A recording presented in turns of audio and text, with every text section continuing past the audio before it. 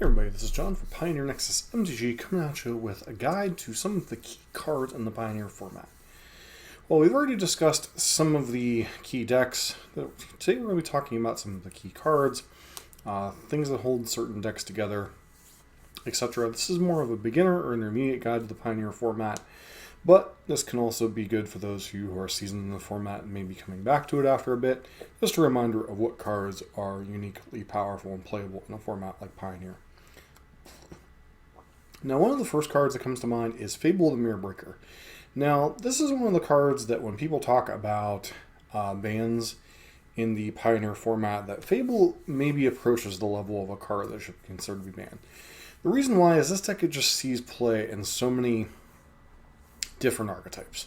So first off, it sees play in Rakdos Midrange, sees play in Rakdos Sacrifice, it sees play in all of the various Fires variants, sees play in the is it creativity or teamer creativity or whatever creativity piles.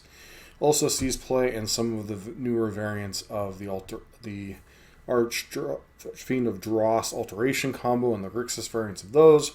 It's just a very modal card. It does a lot of different things. Obviously, it gives you a 2/2 that makes treasure tokens. It allows you some card selection, which can be important in red mid-range decks. And then, obviously, the backside can be a win con all on its own.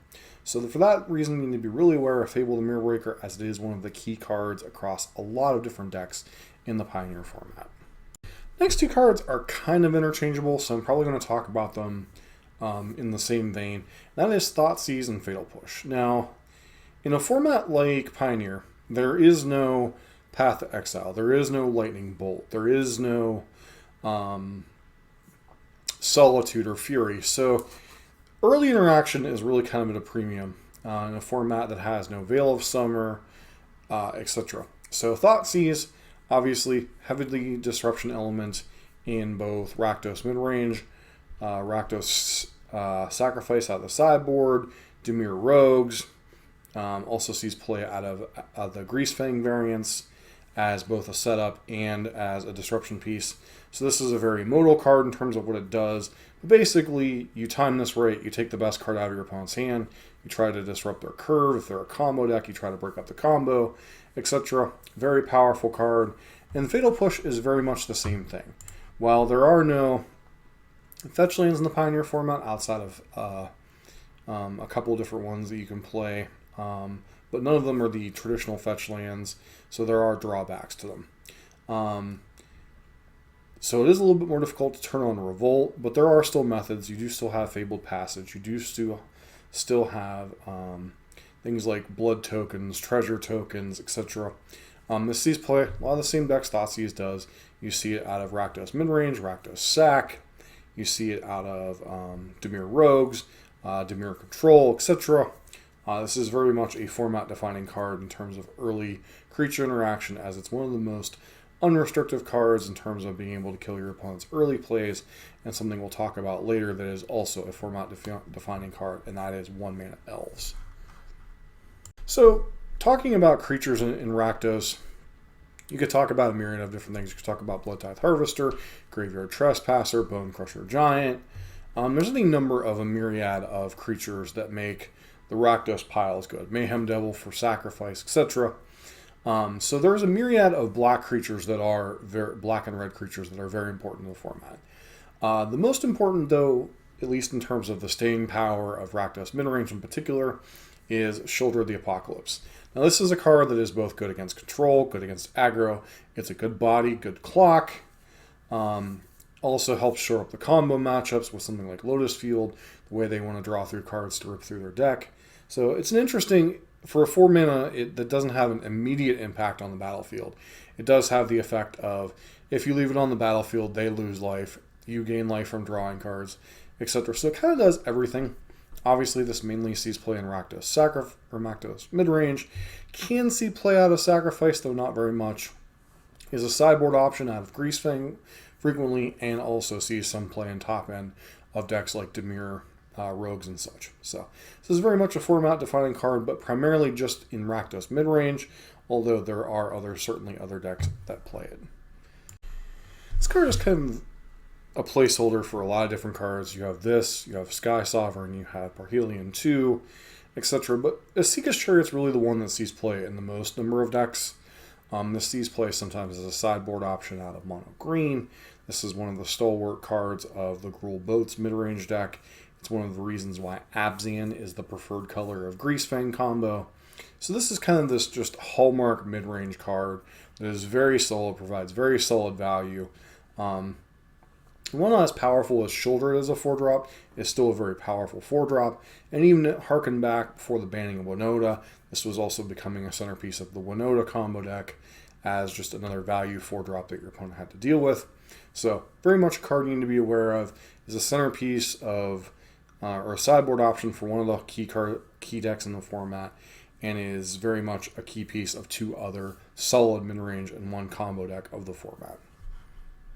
One of the other defining cards of the Pioneer format, Lena whirls and Asterisk Elvish Mystic. Kind of like with Thoughtseize and Fatal Push, they serve a very similar role. These come into play for decks that are trying to get ahead on mana. So, Mono Green Devotion, Gruul midrange. You're also starting to see it out of decks like Angels now. Obviously, kind of the Elves decks themselves, although Elves don't see as much play. There are a myriad of different decks that this sees play in, mostly in those decks that I've mentioned. This allows you to get ahead on mana, unlike a format like Modern, where you have numerous 1-mana acceleration options. You have, in that format, you have things like Ragavan and both Hierarchs. You have Birds of Paradise, etc. Just taps from green mana dork isn't all that good. In a format like Pioneer, where you have very little turn 1 acceleration outside of a card like this, these cards can be very important and are one of the key cornerstones to mono green being a huge portion of the format, and is also one of the key portions of decks like Gruul midrange and Green-White Angels, especially of late. Kind of getting a little bit ahead and being able to function and get ahead and kind of steamroll / build up on their different turns and get ahead earlier against a deck such as Rakdos midrange. So, many different cards you could talk about out of blue-white control. You could talk about the Planeswalkers like Teferi and the Wandering Emperor. One of the biggest draws to blue-white control specifically is having an unrestricted 4-mana sweeper. It's very important in creature matchups, even against something like Rakdos midrange, against the various tribal decks like Angels and Humans, against Boros Convoke. Now, while there are select 3-mana sweepers that see play in almost all these decks, Temporary Lockdown comes to mind. The big advantage that blue-white control has over something like Dimir control is the unrestrictedness of Supreme Verdict. Now you have things like Extinction Event, Languish, don't always clean everything up. Supreme Verdict, unless they have Indestructible in some way, is just going to kill everything. And is one of the biggest draws why blue-white control is one of the steadiest pieces of the format, even though it's never that spectacular. It has a lot of different interaction pieces, but really Supreme Verdict is one of the kind of tying things to that deck that makes it a relevant part of the format. Karn the Great Creator, and this is a card that really only sees play in one particular deck, at least heavily, and that is Mono Green Devotion. Now, this makes Mono Green Devotion a very powerful deck. It's very much a toolbox card. Allows you to go and get everything from an answer to an enchantment to a game-winning artifact that allows you to infinitely combo, to value plays like Sky Sovereign or Phyrexian Portal to Phyrexia, etc. The power of this deck, it's a combination of Karn and a card we'll talk about a little bit later on the list, but this is very much a toolbox card that allows mono green to be the deck that it is. One of the other cards that when you're talking about Karn the Great Creator and mono green, obviously you have to talk about Nykthos. Now, Nykthos is backed up by a ton of other cards with mono green devotion all having green pips, things like Old Growth Troll, Cavalier of Thorns, Kiora, the Elves that we talked about. So there's a lot of different things you could talk about in mono green, but really without Nykthos, the deck becomes significantly weaker. Karn, Storm the Festival, Nykthos are all defining cards. Nykthos obviously being defining because it's such a powerful land, and lands can be a little bit difficult to deal with outside of something like Boseiju. There really aren't a ton of ways to land hate in the format other than Boseiju, Damping Sphere, and maybe a few other options that don't see as much play. But Nykthos, defining card, because mono green is one of the top 2-3 decks in the format. Speaking of deck or cards that tap for multiple mana, Lotus Fuel in conjunction with Thespian Stage has formed a whole archetype on its own. Obviously, Lotus Fuel combo. This card kind of breaks the magic parity of lands only tapping for 1 mana, 2 mana. You combine this with untap effects like Pour Over the Pages and Hidden Strings. This allows you to get a significant amount of mana and cast very powerful spells, ultimately leading to some type of win con. While this is a slower combo deck, being a turn 4, turn 5 combo deck typically, still is a defining part of the format, and has also seen some play in some fringe decks like Azorius Control, featured in Lotus Fuel, that pairs this with something Mentor that allows you to ignore the triggers, that and discontinuity, allow you to not pitch lands to it. So it does see fringe play and a variant of blue-white control, but it's primarily there for Lotus Field combo, which is one of the top 5, top 10 decks in the format. Another card that kind of defines an archetype on its own is Greasefang Okuba Boss. This is a card that you discard vehicles, get them back, and then kind of overwhelm your opponent. Now this is possible. Generally speaking, you see it in mostly Abzan, but there are some Esper variants out there that try to, say, self-mill on turn 1 or turn 2, and then turn 3 cast Greasefang. Ideally, you have Parhelion 2 in your graveyard, smack your opponent for 13, leave behind 2 4/4 Angels on Greasefang. Your opponent's in a lot of trouble. So the hard combo, or combo happens on turn 3, your opponent usually dies on turn 4. And it does have a decent, valuable mid-range game plan, as we've already talked about with Seeker's Chariot and some other cards. But this is a 1-card archetype that is kind of important to the format. And the final format-defining card that we're going to talk about is Fires of Invention. Now, Fires of Invention is its own archetype. There are several different variants.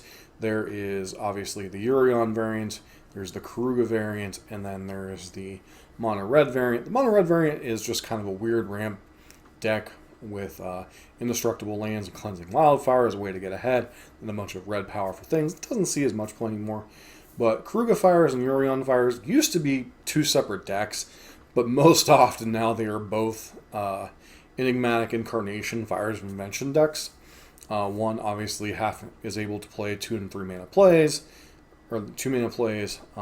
Usually those are Urion builds, featuring things like Omen of the Sea, Trial of Ambition, etc. Then you have the Karuga builds, which obviously you can't have anything 2 or less in your deck. You can only have things 3 or more. But most of them have both kind of coalesced into Enigmatic Incarnation decks that are a combination of powerful enchantments and powerful standalone creatures. Oftentimes they are legendaries, or they are things like Agent of Treachery that just kind of overwhelm your opponent. One of the other key hallmarks of these decks is usually Leyline Binding, as another 1 or 2 mana removal spell on the turn 2 or turn 3 with a bunch of the triumphs. But these are kind of a huge portion of the format defining cards. Now, there are a lot of cards we didn't cover on this deck. Oftentimes they're related to tribal decks or aggressive decks. But the reality is, aggressive decks generally aren't a huge portion of the format right now. The big problem they have is both Rakdos Midrange and Rakdos Sacrifice are currently a large portion of the format. So you do have decks like Humans and Boros Convoke that pop up. You have decks like Spirits and Angels and Mono Red aggro. But a good portion of the format is defined by this kind of mid-range control combo glut. And then you have some occasional aggressive decks like Humans or Boros Convoke that pop up. But none of those cards are really format defining. They're just kind of tribal or synergistic decks that do well from time to time and don't necessarily see play across multiple archetypes, which most of the cards that we've covered on this list do. So these are the cards that you really should know or should consider investing in if you want to get into the Pioneer format, as a bunch of decks are built around them. Don't forget to like, comment, subscribe if you like this kind of Pioneer content, and I hope to see you for the next video.